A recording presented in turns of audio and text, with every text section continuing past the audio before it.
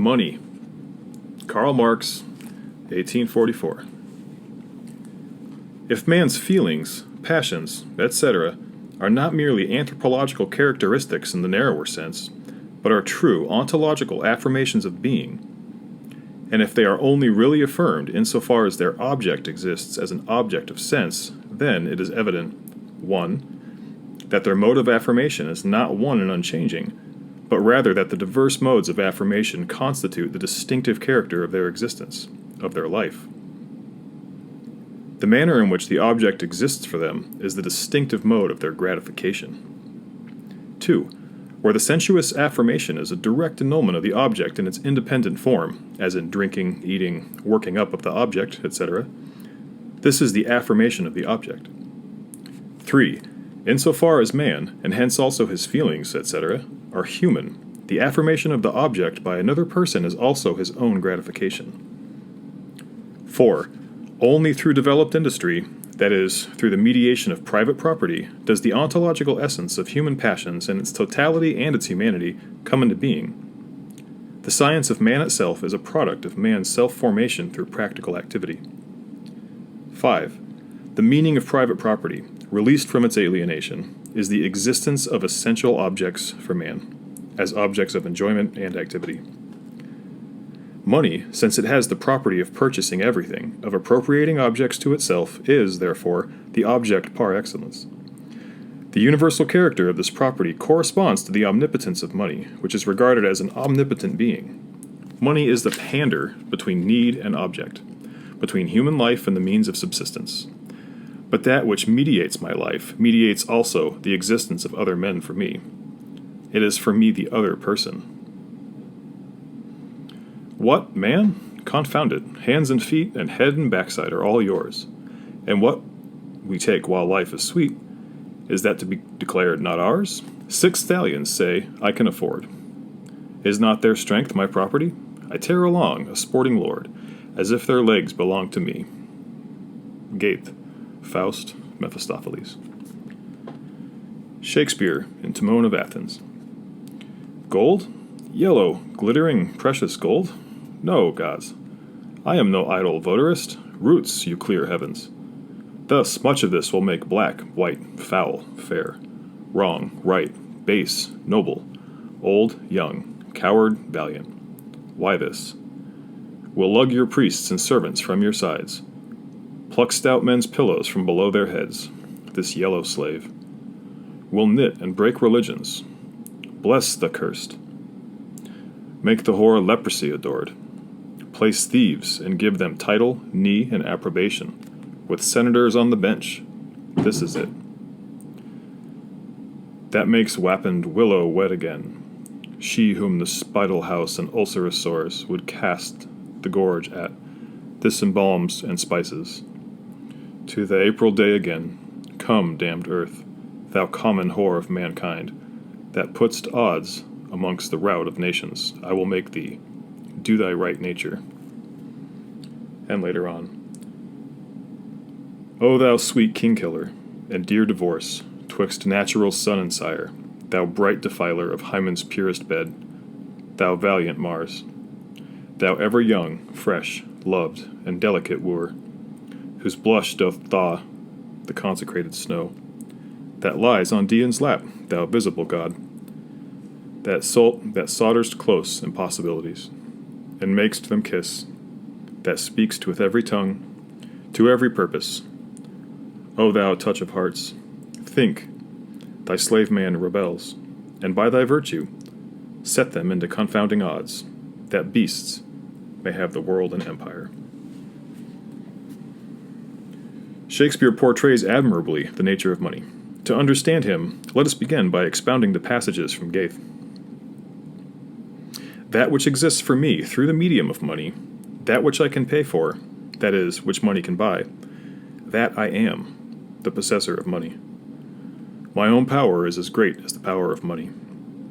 The properties of money are my own, the possessors. Properties and faculties. What I am and can do is, therefore, not at all determined by my individuality. I am ugly, but I can buy the most beautiful woman for myself. Consequently, I am not ugly, for the effect of ugliness, its power to repel, is annulled by money. As an individual, I am lame, but money provides me with 24 legs. Therefore, I am not lame. I am a detestable, dishonorable, unscrupulous, and stupid man, but money is honored, and so also is its possessor. Money is the highest good, and so its possessor is good.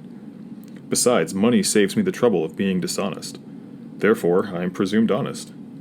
I am stupid, but since money is the real mind of all things, how should its possessor be stupid? Moreover, he can buy talented people for himself, and is not he who has power over the talented more talented than they? I who can have, through the power of money, everything which the human heart longs, do I not possess all human abilities? Does not my money, therefore, transform all incapacities into their opposites? If money is the bond which binds me to human life, and society to me, which links me with nature and man, is it not the bond of all bonds? Is it not, therefore, also the universal agent of separation? It is the real means of both separation and union, the galvano-chemical power of society. Shakespeare emphasizes particularly two properties of money. One, it is the visible deity, the transformation of all human and natural qualities into their opposites, the universal confusion and inversion of all things. It brings incompatibilities into fraternity. Two, it is the universal whore, the universal pander between men and nations. The power to confuse and invert all human and natural qualities, to bring about fraternization of incompatibles, the divine power of money, resides in its character as the alienated and self-alienating species life of man. It is the alienated power of humanity.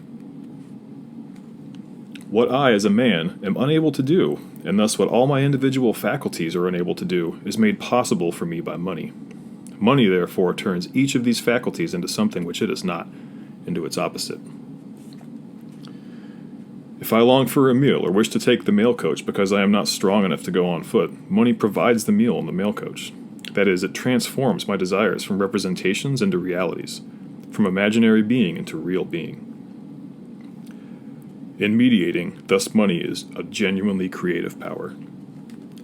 Demand also exists for the individual who has no money, but his demand is a mere creature of the imagination which has no effect, no existence for me, for a third party, and which thus remains unreal and without object. The difference between effective demand, supported by money, and ineffective demand, based upon my need, my passion, my desire, etc., is the difference between being and thought, between the merely inner representation and the representation which exists outside of myself as a real object. If I have no money for travel, I have no need, no real and self-realizing need for travel. If I have a vocation for study, but no money for it, then I have no vocation. That is, no effective, genuine vocation. Conversely, if I have no vocation for study, but have money and the urge for it, then I have an effective vocation. Money is the external universal means and power, not derived from man as man, nor from human society as society, to change representation into reality, and reality into mere representation. It transforms real human and natural faculties into mere abstract representations, that is, imperfections and tormenting chimeras. And on the other hand, it transforms real imperfections and fancies, faculties which are really impotent and which exist only in the individual's imagination, into real faculties and powers. In this respect, therefore, money is the general inversion of individualities, turning them into their opposites and associating contradictory qualities with their qualities. Money, then, appears as a disruptive power for the individual and for the social bonds which claim to be self-subsistent entities. It changes fidelity into infidelity, love into hate, hate into love, virtue into vice, vice into virtue, servant into master, stupidity into intelligence, and intelligence into stupidity. Since money, as the existing and active concept of value, confounds and exchanges everything in the universal confusion and transposition of all things, the inverted world, the confusion and transposition of all natural and human qualities. He who can purchase bravery is brave, though a coward. Money is not exchanged for a particular quality. a particular thing, or a specific human faculty, but for a whole objective world of man and nature. Thus, from the standpoint of its possessor, it exchanges every quality and object for every other, even though they are contradictory. It is the fraternization of incompatibles. It forces contraries to embrace. Let us assume man to be man, and his relation to the world to be a human one. Then love can only be exchanged for love, trust for trust, etc. If you wish to enjoy art, you must be an artistically cultivated person. If you wish to enjoy other people, you must be a person who really has a stimulating and encouraging effect upon others. Every one of your relations to man and to nature must be a specific expression corresponding to the object of your will, of your real individual life. If you love without evoking love in return, that is, if you are not able, by the manifestation of yourself as a loving person, to make yourself a beloved person, then your love is impotent and a misfortune.